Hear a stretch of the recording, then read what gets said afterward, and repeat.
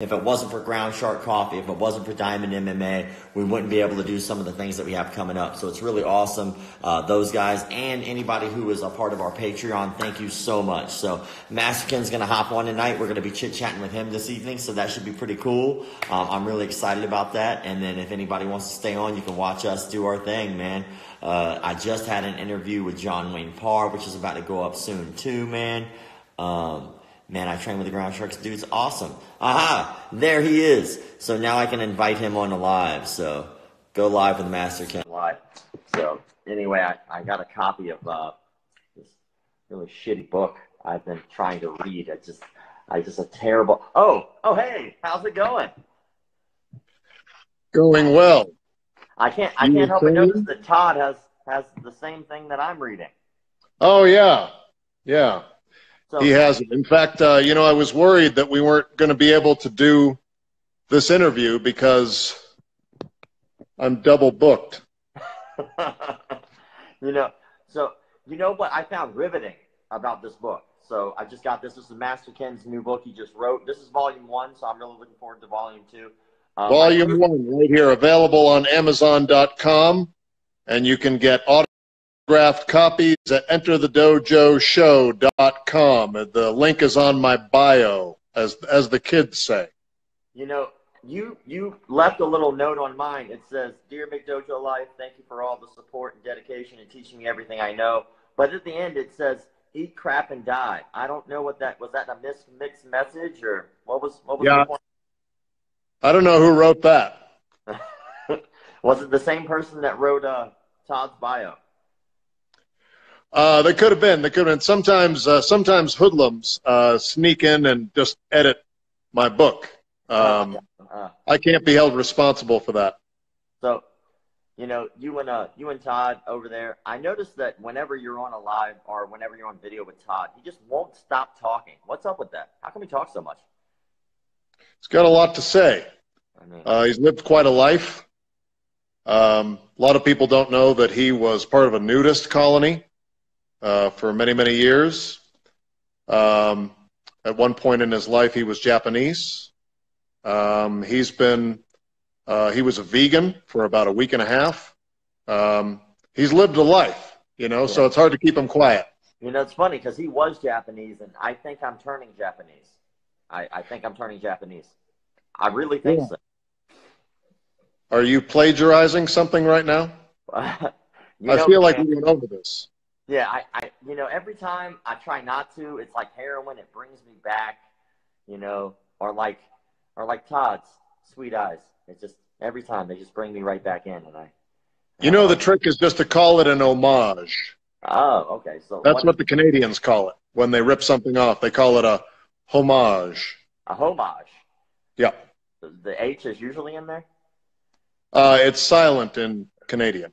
Oh, I got you. So, all right. So, you know, I get the chance to interview you, and I always thought, like, what questions would I ask and stuff like that.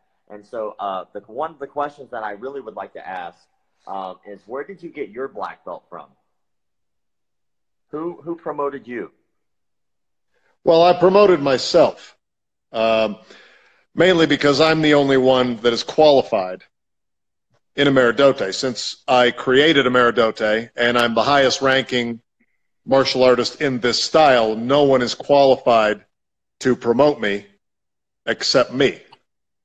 So every time I'm ready to do another self-promotion, I lock myself in the dojo by myself, and I just train as hard as I possibly can, battle myself without and within until I've lost too much blood and urine to continue. And then once I pass out, I know that I've advanced. I know that once I knock myself out, that I've won. You know, you had me at blood and urine. You know, we haven't really talked about it much, but you wrote a new book. And what was the hardest part about writing this book? Could you maybe elaborate a little bit on what people can expect to see in this book?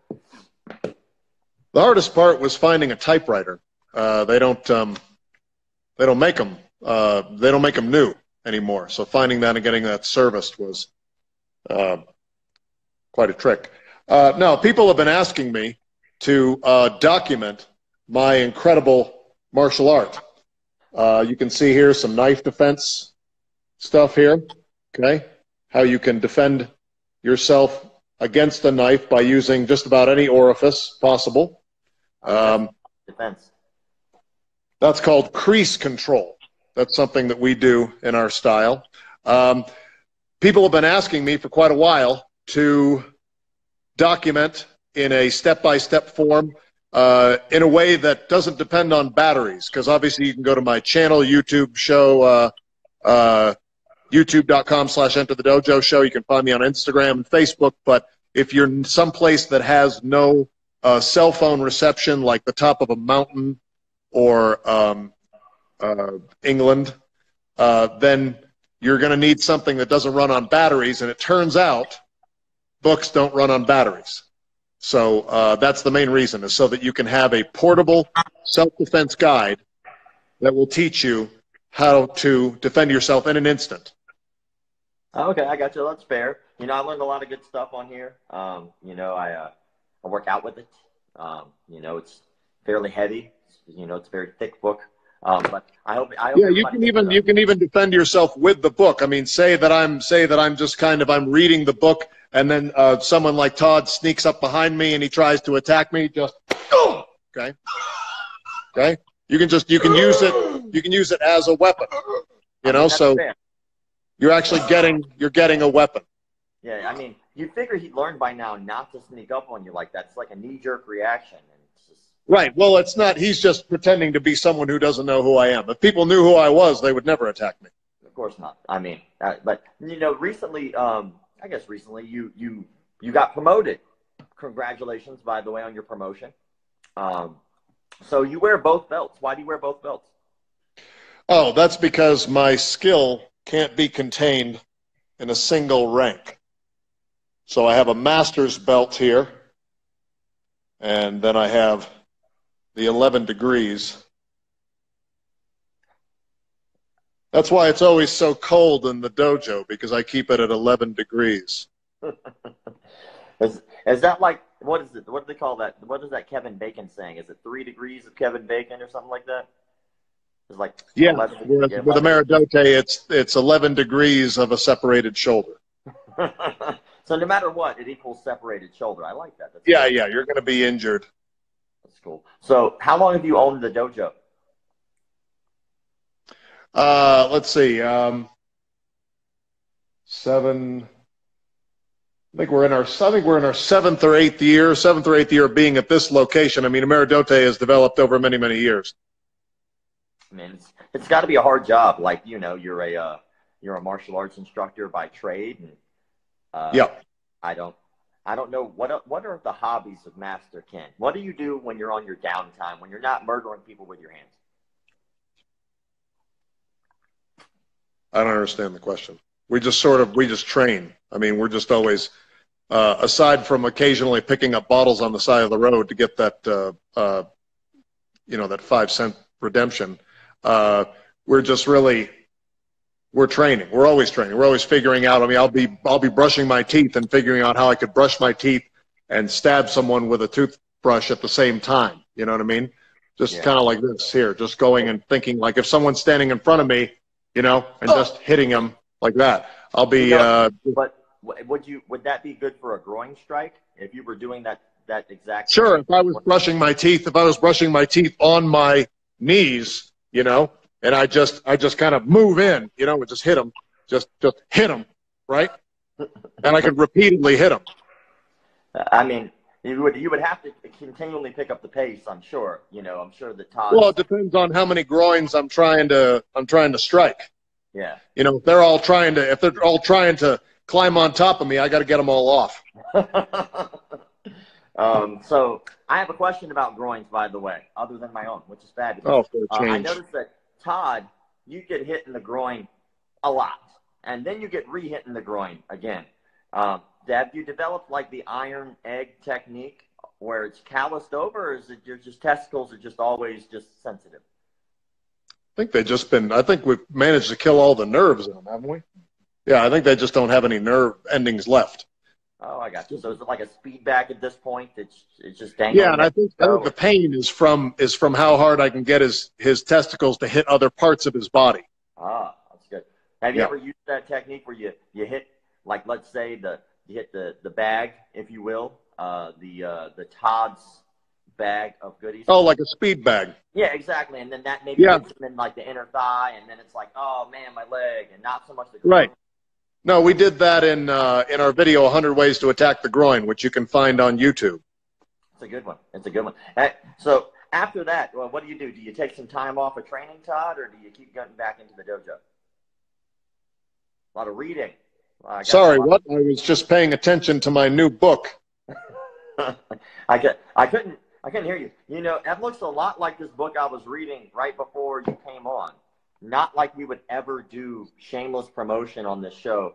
In any way, I would never go on my live feed and tell you to buy something like a book just like this one from Master Ken. I would never do that to people because it's corny, and that would never happen. So where'd he go, man?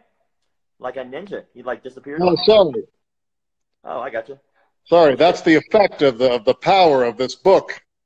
Just blackens you from everything else. You can't see anything but the book. It's powerful. I have a slight erection from this right now, and I'm excited. So I'm glad that you came on the show to do that. Yeah, I'm happy too. So listen, we have some training to do, and we have to shoot some videos tonight.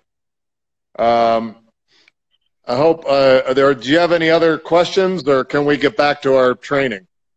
Well, actually, you know, I did have one question. So, you know, you've obviously been doing this for a very, very long time, but there's another gentleman who runs your Instagram and your YouTube for you, and he does all your editing and stuff like that. I was wondering if I could talk to that guy for a couple minutes to, you know, just see his thoughts and ideas and things like that. Yeah, I think that nerd's around here somewhere. Probably editing videos or something. I'll see if I can find him. How do I switch out of this and then come back in? How do I do that? That is a good question. Maybe. Or do you want me to just set it down? I can just set it down and try to find him. Yeah, that'll work. I don't think you set it down yet. I don't think you're doing it right. We got an upshot at this point of just fabulous mustache. That's all I see. It's just glorious. And in case anybody is just listening to this and you can't, I'm not sure are you like transforming? It's like, All right, anyway, I'm going to put the phone down and see if I can find somebody to answer your nerd questions.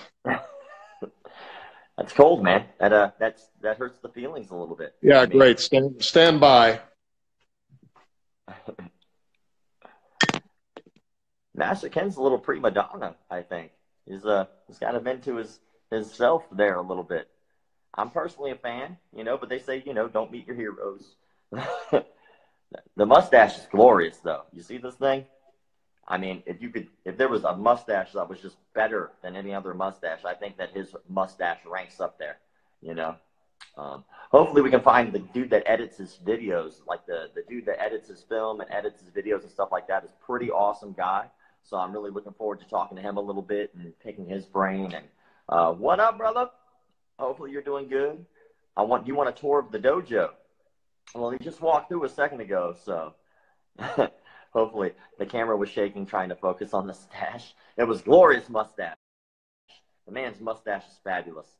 But yeah, he's looking for the dude that edits his videos right now. So the guy does literally all the work. So I think Master Ken just takes all the credit. But this dude's like the actual guy who does all the work. He does the editing. He does the filming. You know, I mean, just a solid stand-up dude. I got to meet him while I was out there in Albuquerque, which was pretty cool. So I did get the chance to go out there. I did shoot some videos of Master Ken. So if you guys get the opportunity, go to his page and you can check those out. Or you can go to our YouTube page and there are links to there. So hey, what's going on here? Hey, what's going on, man? How's it going? What's happening? Dude, so where did you go? It's been so long. Miss you. We've missed you. It's been I feel like I miss Albuquerque. You guys were awesome and humble and awesome to work with. We had so much fun. That was really, really a great time. I really enjoyed it. I liked all the outtakes, all this, and I'm glad that you posted those, by the way. Yeah, when we first started the show, we didn't post outtakes because people complained about us breaking character. They didn't like to see they didn't want the illusion to be dispelled. But now, I guess we've been around long enough, nobody cares, because now people really like the outtakes. I love them, by the way, and I was there, and I still laughed the second time. So, just in case you guys do not know, he actually talks. Hey, it's Joe Conway playing Todd Woodland. And where are we? We're in my studio. This is ABQ Karate in Albuquerque, New Mexico. Come on down. Check it out. Woo! Yeah. And it's a beautiful studio. Actually, people were asking for a tour of the studio. So you mind like maybe walking a little bit as we chit-chat? Yeah, absolutely. You know what? We'll do Joe will narrate it while so here's the I'm going to treat you like a new customer coming in.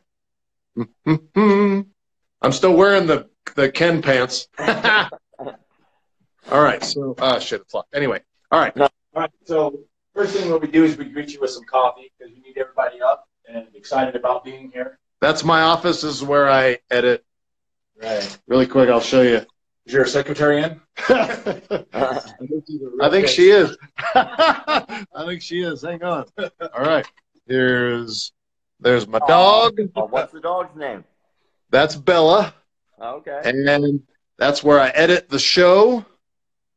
And my office is a little bit of a mess, but that's where I edit the show. Bella, come on. What are you doing? Come on. Come on. All right. And here we go. When you come around the corner here, we have some trophies from some tournaments. We have a kids' toy area to play around, keep them active.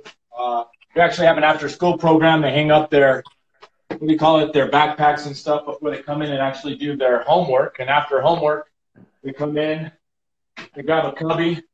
This here's Paul's cubby. He'll grab his stuff out of here. He'll go get changed for class right after he gets his homework done. Then we come in here.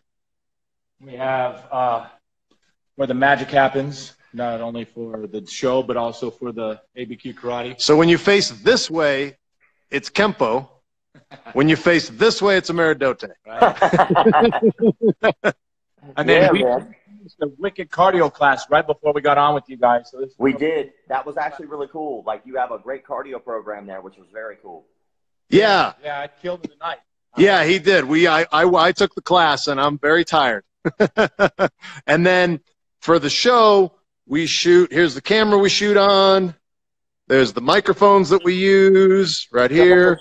Show them the YouTube thing, the YouTube plaque. Oh, yeah. Here's our silver play button. Woo, we were so psyched. I didn't even know that was a thing until we hit 100. Till we got it. But 100,000 subscribers. Someday we'll get the gold one with 1 million. Yeah, that was the coolest to me when I got there. Like, the dojo was awesome to me because I always thought that you guys maybe shot on a set. And then when I got there, I realized, oh, shit, there's an actual school here. It's a real working dojo, ABQ Karate. We have the props room up there behind the green screen. And that green screen will drape down whenever we have to do a hurricane or something. Yeah, when we got to put ourselves on an airplane or something.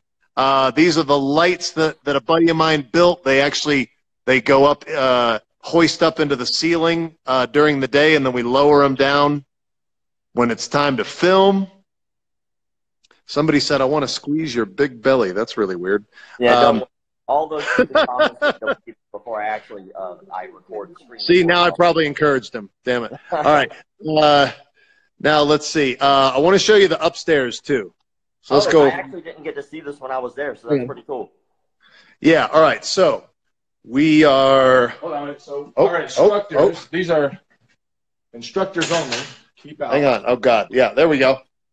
Instructor area only. Keep out. I mean, we're not going to keep out, though. We're going to go.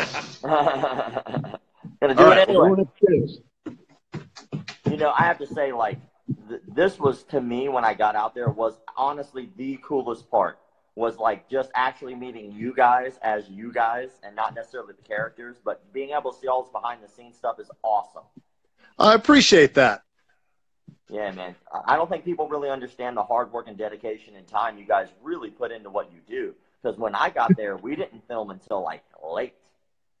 Yeah, and we usually film at the end of a very long workday. What area? What do you call this? This is the student lounge, the instructor lounge, the student instructors lounge. We're gonna get some pinball games up here for them and the arcade games. But this is where the instructors can hang out. The teenage instructors, they have a place to hang out. But behind here, Where we keep the dead bodies. is where we keep the bodies. Here is our prop room. Yeah. We've got all these different props that we use on the show. It's a little dark. It's kind of hard to tell. But you can see tons of, like, and we try to categorize them, like, go in here and we got swords. We got a place for guns. We got all kinds of crazy stuff. And then Wardrobe. we can drape this big green screen down over the dojo to shoot like green screen stuff. So That's pretty cool. I mean, that's all awesome, man. Like, oh yeah, and the wardrobe department. We have all the uniforms and all the different costumes. We keep all the costumes that we use because then we'll use it one time and be like, come up with another idea a year later, and then be like, hey, didn't we have like a clown outfit around here? And then we'll be like, oh yeah, remember that one time we dressed you up like a clown, and then we'll just go get it. So yeah, that's the place, man. yeah, dude. Like, people were asking to get a tour, so luckily they got a little bit of a tour. Like, I like being able to show people a little bit of this behind the scenes stuff because to me it's the most interesting thing. Like, what people don't really realize is that there's a lot of time, effort, and dedication that goes into being a content creator like yourself. And you started like when I got out there, you actually had lunch with me. It was the first thing that we did, our first real interaction. And we went out to lunch, which is awesome, by the way. So the next time I go back, I'm going to that spot because that food was great. Frontier. Dude, so good. I appreciate you introducing me to that, man. But then me and you sat down and we started talking about just like what got us started into what we do and stuff like that. And I think that was probably one of the more interesting conversations I've been able to have throughout being able to have this page. And, you're legitimately producer, director, actor. You've had a lot of work that you've done and stuff like that. Maybe you can tell people a little bit about the work that you've done other than McDojo stuff. Yeah, well, for those of you watching, I created a bunch of short films over the years, and I went to film school, and I've been working, writing, directing, learning cinematography, learning editing for a lot of years. And Enter the Dojo was just the first thing that I tried that really seemed to resonate with a bigger audience. I had taken films to film festivals. I had been creating work for many years, but as soon as we uploaded the first episode of Enter the Dojo, people just responded. We got thousands of views, and people were really interested right away. And we were like, "Oh wow, there's something to this." Because I think all the videos I had uploaded before that had gotten maybe a couple hundred views, maybe over like a year. And then we uploaded the first episode of Enter the Dojo. It got like 10,000 views in 2 weeks, and we were like, "Oh my God, this is amazing!" And so that was the beginning of it. And so we've just been continuing to supply content, martial arts comedy to people who watch, and the fans are great, and it's taken us all over the world. We do a live show. There are clips on the YouTube channel as well as our website, Master Ken Live, and you can see us performing live. We performed all over the U.S., Scotland, England, Wales, Germany, Australia. So the whole thing has been really unexpected, but really awesome. I mean, the internet's a crazy thing, man. Like, it's just incredible how you can have an idea, a thought, or a concept and go, you know what, let's just try it and see what happens. Yeah. And then, it blows up, and it's really out of your hands. You have no choice. It actually is up to your audience, and it's up to your fans and people who enjoy what you do to like, comment, share, subscribe, whatever it is that you do, Yeah. But I remember you telling me, like, you did have an opportunity to go out to Hollywood and go out to LA and try to make it out there. But you actually had a really cool opportunity to where you were. And I think that that's awesome that you followed your instincts because, in all honesty, you've been able to bring a lot of joy and laughter to a lot of people. And to me, what I do is call out bullshit martial arts, but you do it similarly, but in a more like a funny way, like a comical way. And I think that it's awesome because with websites like yours and pages like yours and videos like you shoot, it creates a little bit of a duality. It's almost like, oh, I can laugh at that, And then literally I could post the video of the exact same bullshit, but posted by a person who's believing their bullshit. And it winds up being like, oh, wait, I was just laughing at Master Ken doing this. But then this guy over here is doing it, but he's acting real. He really believes it. So. Well, right. And people ask us, like, you know, are you ever worried that you'll run out of material? And the answer is no, because there's so many crazy people out in the martial arts world. Like every time we think we've run out of ideas, somebody sends us a video of something, or we have a conversation with somebody about some crazy thing in martial arts, and we're like, okay, you know, it would be a funny video, and then we're off and running again, and we just create, you know. So the ideas, I don't feel like the ideas will ever really stop. If we ever like slow down making videos, it's usually because I do video and acting work outside of Enter the Dojo. Joe runs a dojo and another business. Like we're both we're busy with a whole bunch of things, but this is still one of our favorite things to do, is just get in the dojo and do, you know, just make people laugh and goof off. I mean, it's really fun. And like I've had the opportunity to work with a couple different people throughout this, whatever the hell this is. I don't know yet, but I really genuinely had a good time because of your process. It wasn't like really like stressful. Like sometimes you shoot and film with people and it's like real stressful. They take it way too seriously. And 2 questions that people asked me after I was done, the 2 biggest questions. Yeah. One, they were like, is Ken an asshole? And it was a question. They were like, is he genuinely a good person? And I had to let them know. I was like, this dude is actually, honestly, a good dude. Like, I was like, he took me to lunch the first day I was there, man. I was like, it was great. And then the other question that I get a lot is, do you train, and what's your martial arts background? So I think that's all a good question. Okay. Yeah. Well, as far as the Ken thing, Ken and Matt, I consider to be 2 pretty different people. Ken is, because Ken is a real character, but I appreciate that, and I do feel like Ken lets me be a way that I would never be in real life, but it is really fun to play a guy who is kind of a jerk and kind of gets to push people around and say outrageous things, but not maliciously. Obviously, I'm doing it for a laugh.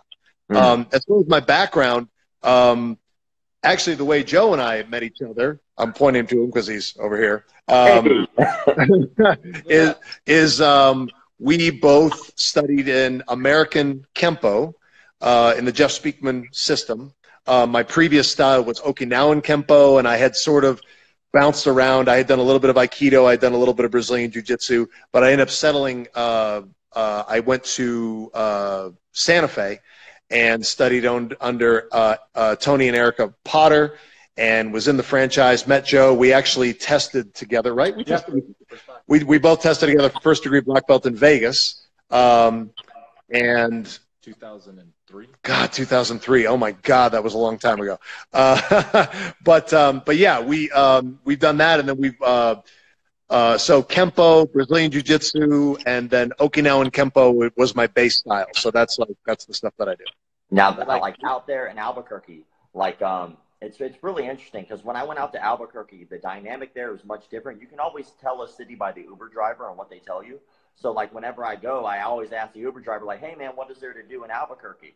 And literally what they told me, like 3 Uber drivers before I spoke with you, literally what every one of them told me was where not to go.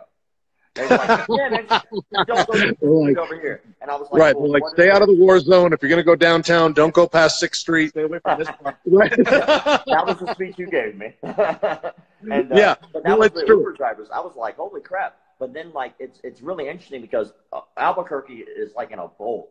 And, like, from wherever you are, you can see, like, the mountains everywhere. Like, everything's mountains and trails and stuff, which is beautiful.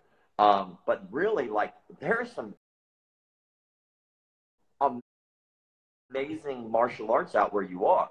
Like the Gracie Baja out there. There's 10th Planet out there. Jackson Winklejohn's camp is out there. And Jackson Winklejohn, where experience with Jackson Winklejohn people, so maybe you can kind of elaborate with maybe your dealings with different martial artists in the area. Yeah, you know, Jackson and the people over there have been always really great. I went over there to do a podcast interview, and it's just wild to, like, you can go over there and bump into Holly Holm and Michelle Watterson, the Karate Hottie, and we've had Keith Jardine on the show, and like all the fighters who have been on the show and Greg Jackson himself. He was on in season 2, and Julie Kedzie.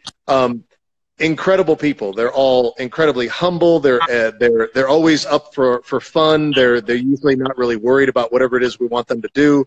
They're really open to whatever, and they're really a blast. And also another guy that's we got to meet because he does Brazilian Jiu-Jitsu, Maynard Keenan from Tool. He came in. Yeah, he came into town to perform with Perfect Circle and Pucifer, and wanted to meet up every time he comes to town. He like hits us up and says hello, and so when other people who are great martial artists or who do work that we really respect want to meet up with us when they're in town, we think that's awesome. Michael J. White, when Michael J. White was here, he was filming a movie, and the same makeup person who was working on that movie does makeup for our show, and said, "Oh, you guys should do something." And she connected us, and he just drove to the dojo and came in for an hour and a half. And like, yeah, he was so awesome. Great martial artist, really fun, and he was totally open. He wasn't worried about being goofy or whatever. He was like, just and he had great ideas too. We had a great time. So it's just something that we really love doing. That's one of my martial arts idols right there, man. Michael J. White has been like, since I was a little kid, watching him, because the dude's got several black belts. He's like been in the martial arts forever. A lot of his films and stuff have to do with martial arts, or at least. Oh yeah. So it's really incredible. Plus, I love Black Dynamite, probably one of my favorite comic. Awesome movie. Yeah. So we were psyched to have Black Dynamite in here. So it's funny because like you came up with the idea of Master Ken and McDojo, and you shot for fun. So you guys knew each other before you started filming that kind of stuff, right? Yeah. In fact, I had just moved down to Albuquerque from Santa Fe, and Joe had just moved into this massive building. And I was like, "Hey, I got an idea for a show. Do you mind if I film here?" He was like, I guess. Yeah. He's like, "Can I be an extra in the show?" I was like, "Yeah, sure." And then it just evolved into this thing where like, and it helped with the evolution of Ken and Todd, because Joe and I are both martial artists, and we've trained in different martial arts, but also the same martial art. So when it came, because a lot of people have asked us, well, how come you haven't done more stuff with Billy? And part of the reason that Todd and I, aside from the Joe and I being friends, was that we had a shorthand. It was just easier when we would come up with an idea for martial arts. He's a martial arts instructor. He just likes that he can hit me. Well, and he break the finger. When I was there and we filmed, you hit. Really had nothing on any of that. Right. Yeah, and being able to do a lot of the contact and the slapstick, but also it's Joe and I, like, because we're both martial artists, we're able to talk about things that exist in martial arts and we understand. We can build on it. And we know how to move in a way that it will look good for camera. And sometimes, like you said, sometimes he's like, "Okay, on this one, you're just going to have to hit me." Yeah. And I'm like, okay, I'm sorry. I mean, a little sorry. I tell him I'm sorry. So when I was out there, I tell him I'm sorry. When I was out there, you, Joe, had just recently like made a big decision with the arts and stuff. You want to like kind of maybe elaborate on the studio and all the things going on with the studio, like, because you just decided that it was time to like, let's do this for real. And so maybe you can explain a little bit about the dynamic with your actual studio. Well, so about a year and a half ago, actually it's been close to 2 years now, I was getting burned out. Like Matt said, we have jobs on top of this little hobby of ours. So I literally am running 2 businesses. I'm at my martial arts studio, plus I work for the family business as the bookkeeper accountant.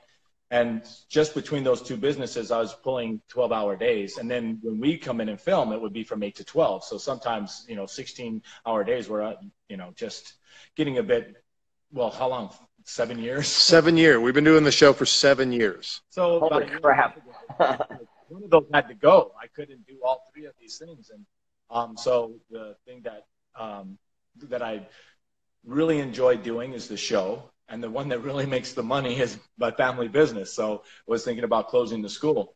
And my wife actually talked me into keeping it. She, you know, everybody that I thought would encourage me, the ones that complained about, you know, me never being around or anything, I thought they would be the first ones to say, yeah, you know, it might be about time to give up on that dream. And everybody else went exactly the opposite. My wife's, no way, I want our kids to grow up in that kind of environment. Our training partner that Matt was talking about, Tony Potter, I thought this would be a great opportunity for him to expand over here. He was, no, I need to get you in touch with somebody. So there's a gentleman by the name of Dan Pribble out of Oak Hills, California, who's part of our organization. And he started mentoring me to actually make this into a profitable business. And in a year and a half, we went, you know, we took over the full place. That's, you know, which is that we gave you the quick run through.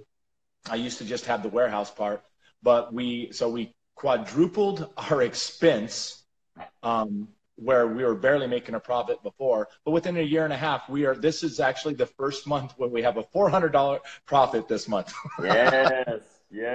Well, but it's growing, it's climbing. We have, like I said, I have a great mentor in Dan Pribble, and then with Matt. Matt's helping out too. Matt, every time he gets it, tries to get me to plug the place, because that's not me. I really, you know, I'm just pretty humble about everything. So I'm not a real good car salesman. Matt's always telling me, you got to plug the school. So let's go. No, man, I think it's great. Like, one thing I really love is, you know, you guys are both martial artists. You enjoy the martial arts. Obviously, this is something you guys are doing. You also have a passion for film. Like, you guys get along really well, which was cool. All of that stuff was pretty amazing to me, because you never know. They always tell you never to meet the people that you look up to, or never to meet the people that you enjoy, because you made a big mistake. Don't do that, because they're going to be douches. You know, but like, you guys genuinely were way more awesome than I thought you would be. So, and I appreciate that, especially, you know, you take the time out to like talk. Yeah. You know, like right now, you guys obviously are taking time out of your schedule to talk to me right now. So, I mean, you didn't have to do that, but you did. So I just want to say I really appreciate that. Now, I do ask one question. It's the exact same question I ask literally everybody I have on here. This is number 7 right now. But this is honestly my favorite part. 5.5 inches. What is it? But it's really thick. What? Sorry, what's your question? I took a guess. Hold on. Real fast. Let me delete somebody.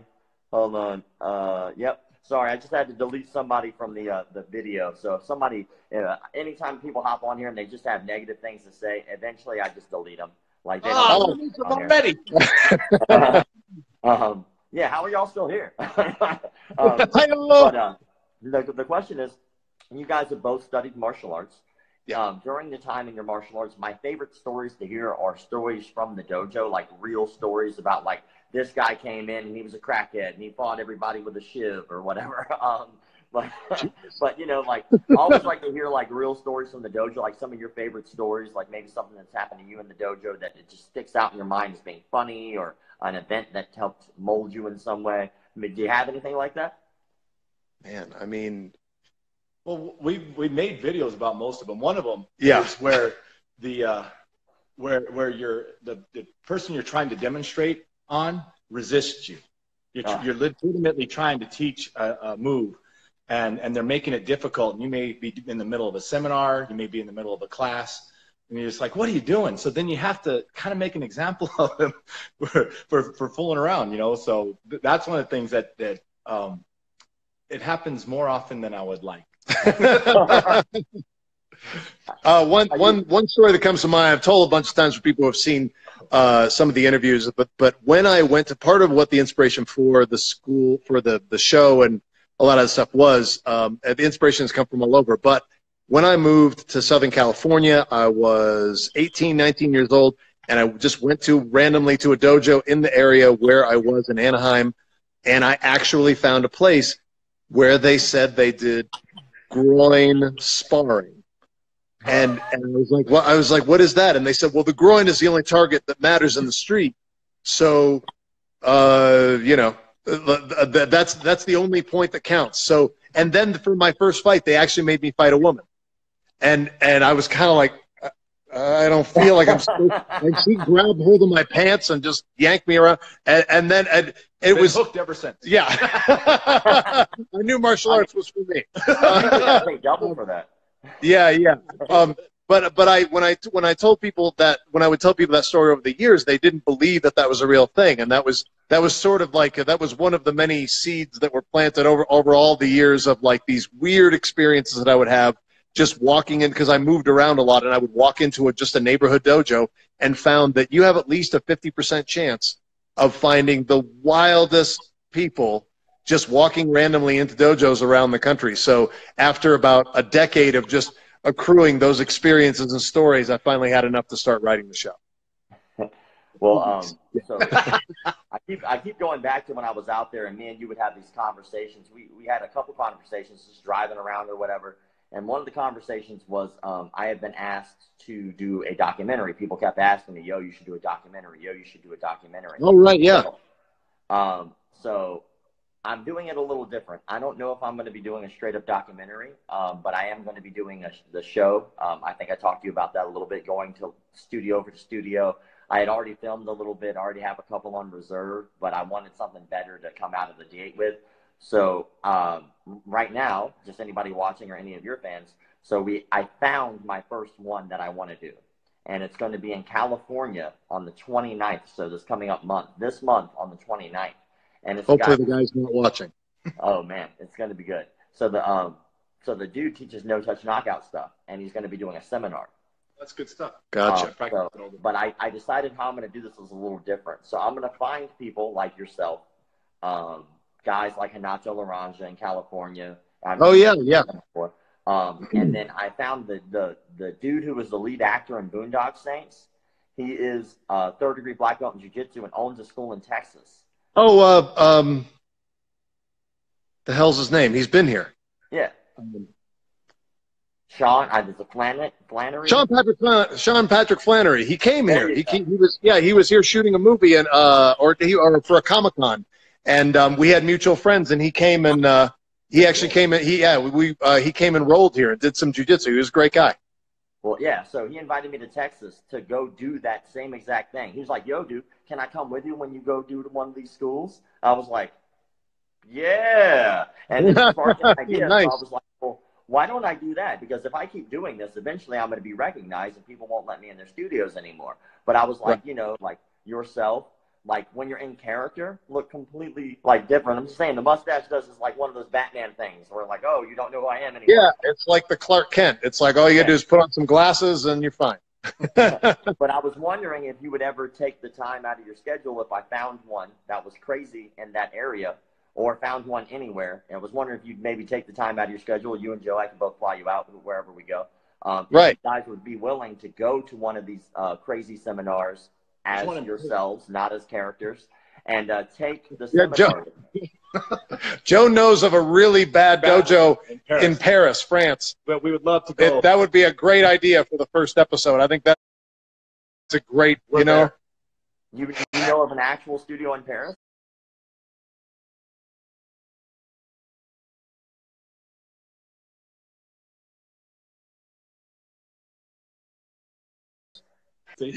Yeah, as far as you know. As far as you know, if you're paying for the plane ticket, we're there. Okay. Yeah, no. What better time to ask us if we're going to do your show than with on Instagram Live? Yes, no. I honestly, I love the idea. I think it's very funny, and yes, I will. On the record, in front of however many people are watching this live stream. Yes, yeah, I would be willing to make an appearance on the show. Yes. No pressure. No pressure. No, but for real, I thought it'd be fun. I figured I'd extend it because why not? But anyway, I know you guys got like a lot going on, and I just want to say I really, really, really appreciate you taking the time to let me chit chat with you. No, it's our pleasure, and we appreciate you flying all the way out to New Mexico to be in our videos. We had a blast. Yeah, man, I had a good time. Now I noticed you keep teasing your old seasons. Yeah. So okay. I'll give a quick explanation. We shot season 4. We started shooting season 4 3 years ago. We started releasing it 2 years ago. But what we found was a lot of the Ken and Todd and instructional videos, a lot of the shorter videos that had nothing to do with the other characters got more views. So there was more and more time. Yeah, like millions, hundreds of thousands more views. And so, and the difference is, like tonight, Joe and I are going to shoot probably 3 videos, and I can probably edit them in the next 3 days. And there's 3 videos that I release. Whereas an episode of Enter the Dojo takes anywhere from 2 weeks to a month for me to edit properly, because we shoot with 3. We shoot with 3 cameras, and we shoot way too much footage, and I have to sift through all of it, and I have to mix the sound and color correct and score and all that stuff. So, and the thing is, I'll release that video and it'll get the same amount of views as the 3 videos that we're going to shoot tonight. So the expense is way up. No sponsors. It's all on it's quite an undertaking. We love doing it, but there just kept being more and more time. And the bottom line is, we have had a season 4 finale on a hard drive for 3 years, and I just never edited it because I was so busy. And I finally, about a month and a half ago, sat down and said, okay, I've got to finish this. I have to put season 4 out just for the sense of closure, so that we know what happens at the end of season 4. And so I'm almost done editing it. I'm probably a couple, 3 days away from maybe a week. It takes forever. But sometime in the next month, we're planning on releasing the season 4 finale that will sort of complete the storyline that we started years ago, and hopefully people like it. That's awesome, man. Like, whenever you get like anything like promotional, like a picture or a clip or whatever, give it to me and I'll share that as much as I can to hype it up. Like, I really enjoy for sure. So, I think it's definitely we will. But anyway, I'll let you guys get to it. I know it's late there, but we'll close it with this way. You guys have, I'm sure you have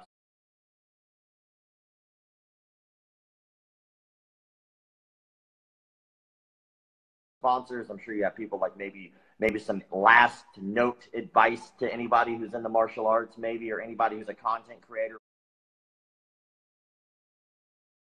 looking to do something like you're doing. They have some advice to those guys. You know, I would personally say that whatever you're doing, do it for the love of it. There are different jobs, different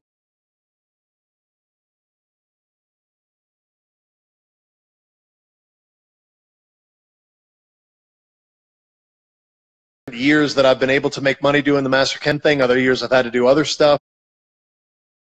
And I think that probably the same goes as being a martial artist. Like, you know, like you have to kind of, I think doing something for the love of it is really important, because you never really know how it's going to work out. So letting things that are your passion drive you, you know, that would be my advice. And don't give up.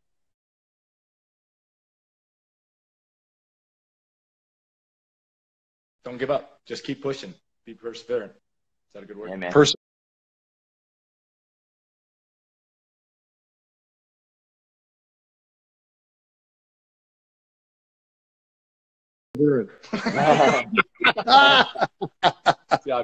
That's our, and buy the book, buy the Master Ken book, The Tao of Master Ken. It's available on Amazon, and it's available at our website, enterthedojoshow.com. Yeah, and I was giving you a hard time earlier when you were as Ken, but this is really funny. Thank you. Thank you very much. Of course, I read it like the first day I got it, as soon as I got it, and it's hilarious. If you have not looked it up, it's really good. Right here, check it out, The Tao of Master Ken, which I think it's also funny that you spelled it D-O-W. A little subtlety there. It's pretty funny. Well, Master Ken spelled it that way because of the stock market, because he would say, as far as martial arts go, his stock is always rising. All right, man. I'll let y'all get to it. He loves that joke. No one else is like I love that joke. He loves that joke just for us. All right. Good. Hey, man, thanks for having us on your show. Really appreciate it. Thanks to everybody who watched. Keep watching. Keep following our Instagram, Facebook, YouTube, all that stuff. And Dollar Shave Club. And Dollar Shave Club. Yeah, shit, I forgot them. I got you. All right, guys. Thank you Martial arts. thank you so much. I'll see you guys.